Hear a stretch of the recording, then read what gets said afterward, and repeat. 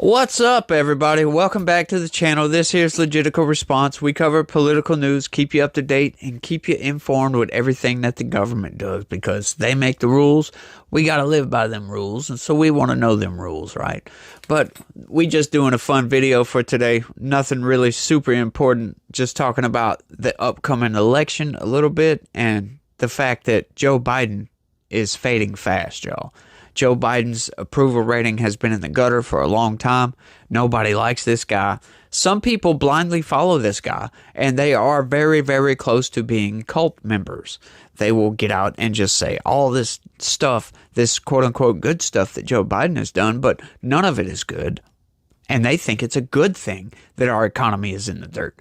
They think it's a good thing that we have an invasion going on our southern border. They think it's a good thing to send billions and billions of dollars to the other side of the world to help people kill each other. Yeah, that's a good thing to these people. I don't understand that whatsoever.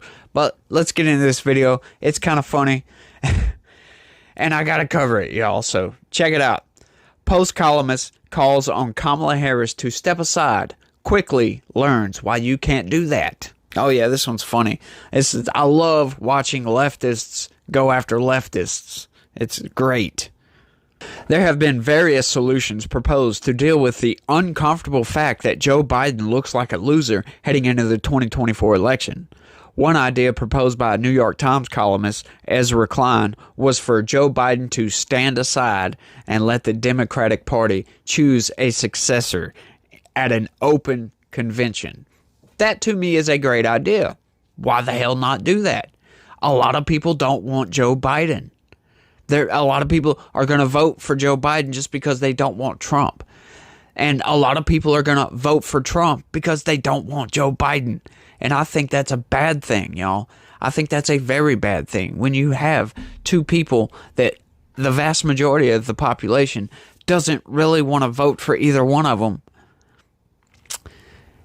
Yeah, that's not a good thing, y'all. But presidential elections always seem to be like that. You know, the establishment has so much power, they can pretty much put whoever the hell they want to put into that position. And that seems to be what is happening on the Democrat side. On the Republican side, the establishment hates Donald Trump.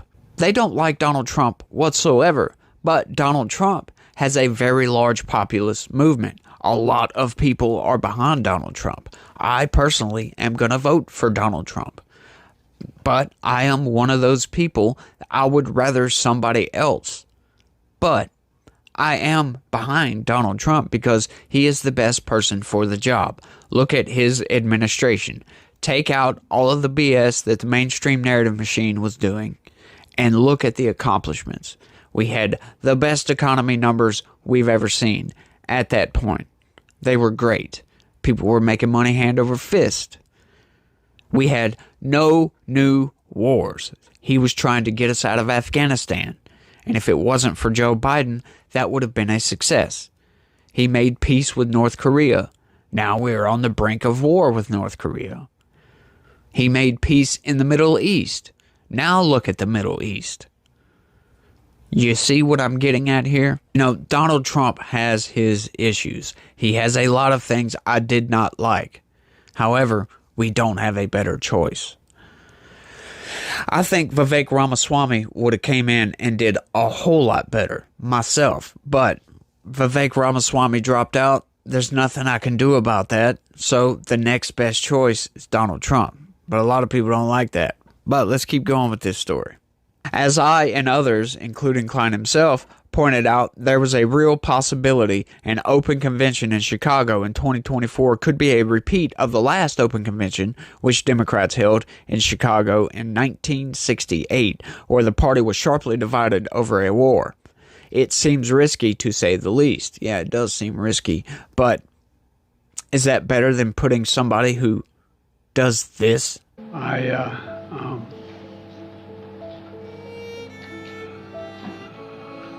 Anyway, and I don't want to, well, maybe choose my words. I was just thinking, anyway, I just, look, I mean,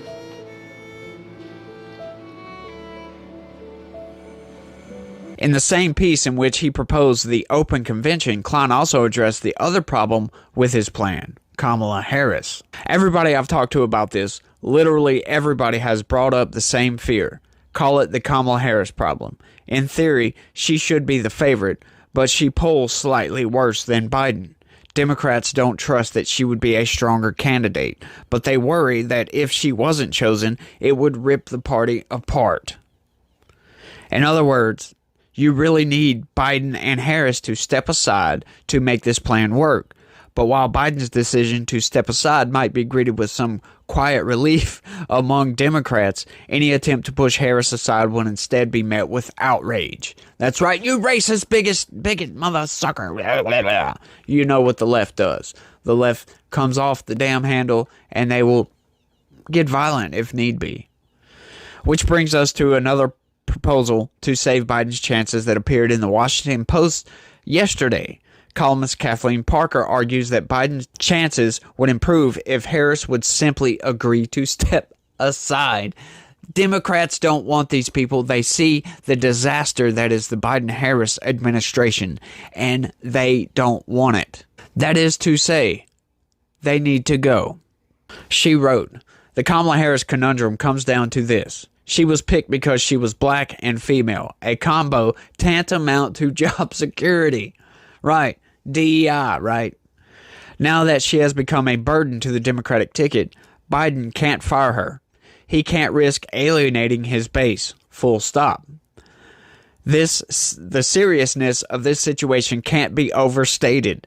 Biden's diminishing faculties, notwithstanding his relatively successful State of the Union address and his increasing physical frailty, are concerning. Yes, even the Democrat Party, who are mostly insane, can see that Joe Biden sucks and nobody wants Joe Biden. We've got to get this guy out of here. He is destroying the country, and even the Democrats can see that. How the hell does this dude expect to win in 2024?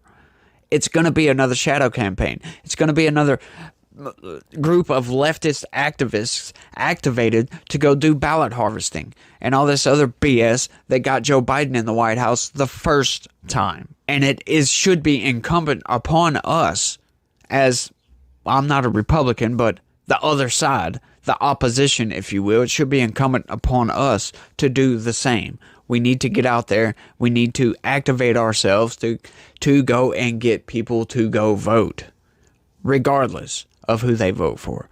Don't force people to vote for Donald Trump. We don't want to be the ones who go over there and get these people to fill out their absentee ballots and just say, hey, no, vote for Biden, vote for Biden. No, we don't want to be the ones doing that. Don't want to do what they did. But when it comes down to it, if one side is cheating, what does the other side do?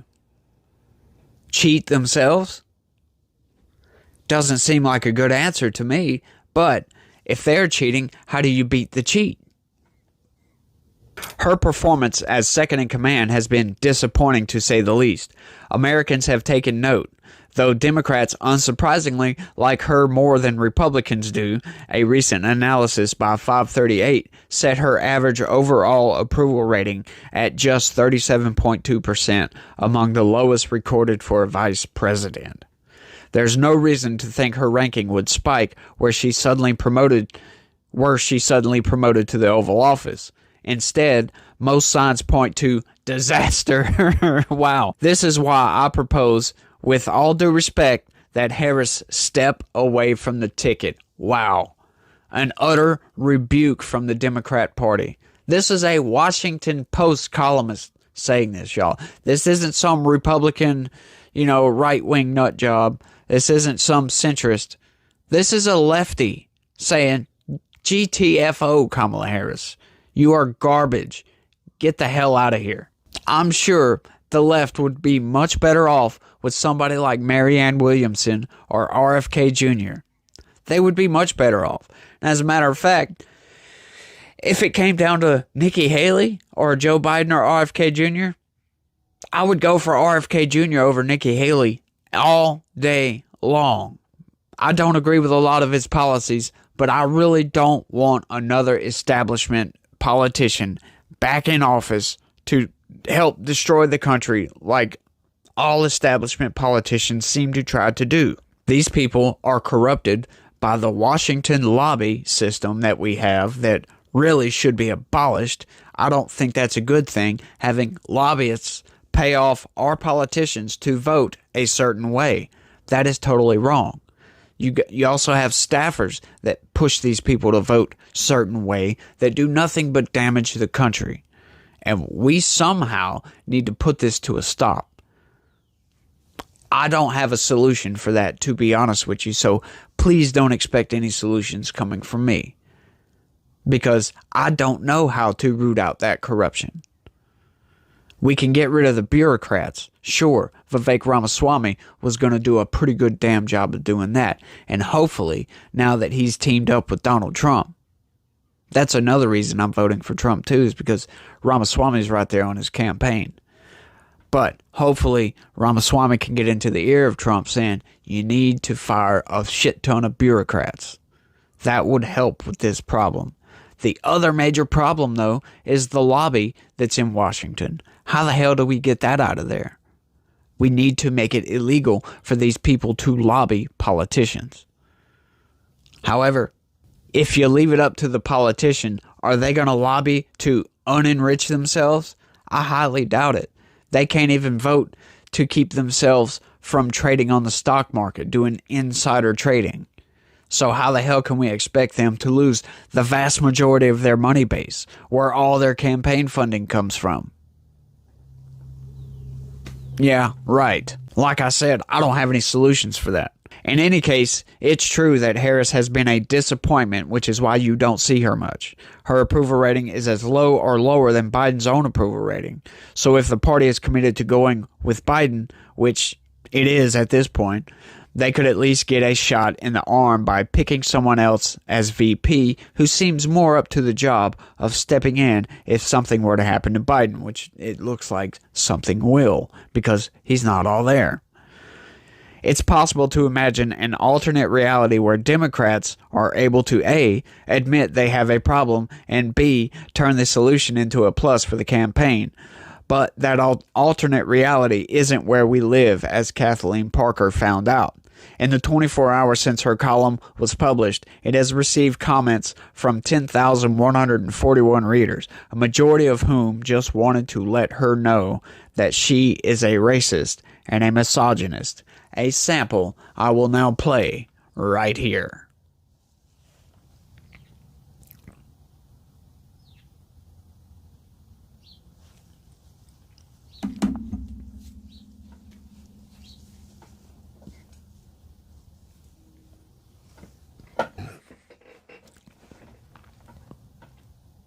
However, if you took the time to read some of those, or look at, kind of finger through all of those, you will notice none of these people said a damn thing on some sort of solution or any kind of actual criticism whatsoever.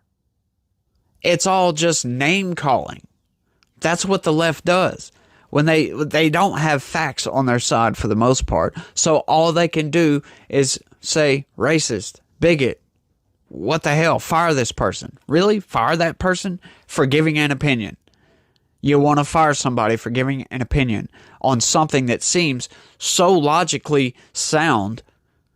These people are bad and they're not doing a very good job with our country. Why would you want to keep them in? So, let's just call her a racist. Yeah, that's a freaking great idea. What kind of solutions? It's detractive, to say the least. It's very, very harmful if you cannot bring some sort of solution. Give a solution. Why are you calling them a racist for saying that Kamala Harris is bad? If she is actually bad at her job, why? Why can't you give an alternative? Hey, maybe RFK is better. Find somebody who's better and throw that in as a suggestion instead of just name calling people. Do you think that helps at all? No, it's very reductive. Very reductive. But these people don't seem to care. That's why I say that the left has gone insane. They don't care about facts. They don't care about logic. All they care about is virtue signaling constantly. Oh, you want to fire a quote-unquote black woman, which she's not even black. If you want to really look into it, she is just as tan as I am. So what in the hell are you talking about? Yeah, these people are insane. Their ideas are insane. And that's all I got for this video, y'all. I just wanted to quickly, throw something together, get it out there, just because I thought it was fun. Thought it was a good idea, because even the left can recognize that we have a problem, folks. We've got a major problem in the Democratic Party. But let me know what you think down in the comment section. That's all I got for this one. Want to thank everybody for watching. I sure do appreciate it. And y'all try to have a good day and be positive. Peace.